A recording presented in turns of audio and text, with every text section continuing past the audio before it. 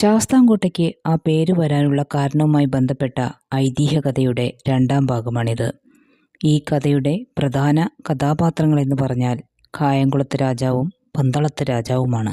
പന്തളത്ത് രാജാവ് കായംകുളത്ത് സ്ഥിരതാമസമാക്കിയതിൽ പിന്നെ സ്വപ്ന ദർശനങ്ങളാൽ കുറച്ച് ബുദ്ധിമുട്ടുണ്ടാവുകയും അതിൻ്റെ പ്രശ്ന പരിഹാരത്തിനായി പന്തളത്തേക്ക് തന്നെ മടങ്ങുകയും ചെയ്തു.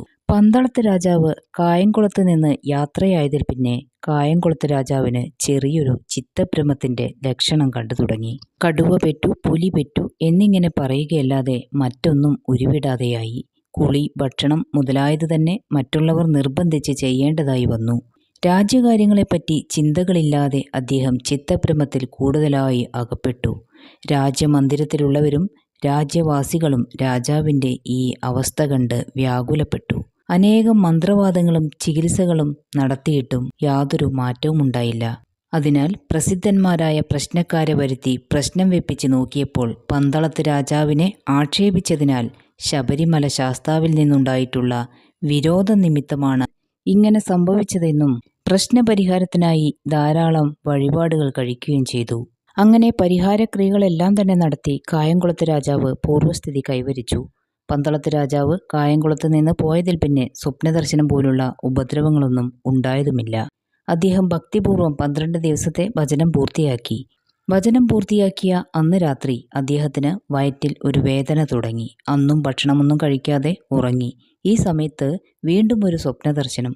ഒരു പരദേശ ബ്രാഹ്മണൻ അദ്ദേഹത്തിൻ്റെ അടുത്തു വന്ന്, ഇന്നങ്ങ് രാജ്ഞിയുടെ അടുത്ത് എത്തിക്കോളാം എന്ന് പറഞ്ഞത് മറന്നുപോയോ?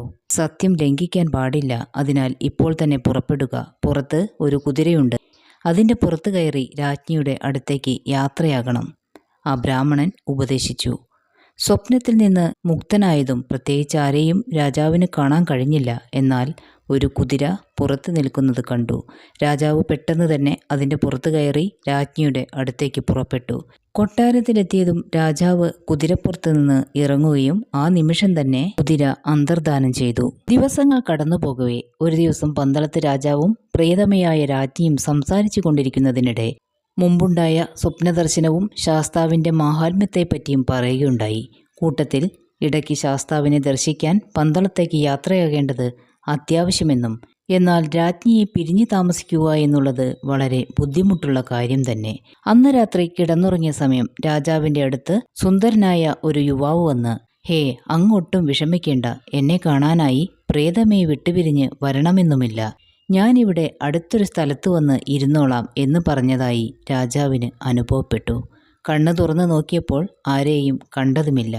തൻ്റെ അടുത്ത് വന്നത് ശബരിമല ശാസ്താവ് തന്നെയെന്ന് അദ്ദേഹം വിശ്വസിച്ചു. പിറ്റേന്ന് രാജ്ഞിയോട് ഈ വിവരങ്ങളെല്ലാം പറയുകയും രണ്ടുപേർക്കും വളരെ സന്തോഷമാവുകയും ചെയ്തു. ഈ സമയത്ത് കായംകുളത്ത് രാജാവ് ആണ്ടിലൊരിക്കൽ നടത്താറുള്ള സൈനികരുടെ ആയുധാഭ്യാസ പരീക്ഷ നടത്തുന്ന ദിവസം വിളംബരം ചെയ്യുകയും അന്ന് രാത്രി വീണ്ടും പന്തളത്ത് രാജാവിൻ്റെ സ്വപ്നത്തിൽ ഒരു സുന്ദരനായ യുവാവ് കടന്നു വരികയും നാളെ കായംകുളത്ത് രാജാവ് നടത്തുന്ന ആയുധാഭ്യാസ പരീക്ഷയിൽ പങ്കെടുക്കാൻ ഞാനുണ്ടാകുമെന്നും ഞാൻ എയ്യുന്ന അമ്പ് വീഴുന്ന സ്ഥലത്ത് നോക്കിയാൽ എന്നെ കാണാമെന്നും പറഞ്ഞതായി രാജാവിന് തോന്നി. കണ്ണു തുറന്നു നോക്കിയപ്പോൾ ആരെയും കണ്ടതുമില്ല. അങ്ങനെ ആയുധാഭ്യാസ പരീക്ഷ നടക്കുന്ന ദിവസത്തിൽ പടയാളികളെല്ലാം കായംകുളത്ത് രാജാവിൻ്റെ മുമ്പിൽ ഹാജരായി. ആ കൂട്ടത്തിൽ അപരിചിതനായ ഒരു യുവാവും വന്നു ചേർന്നു.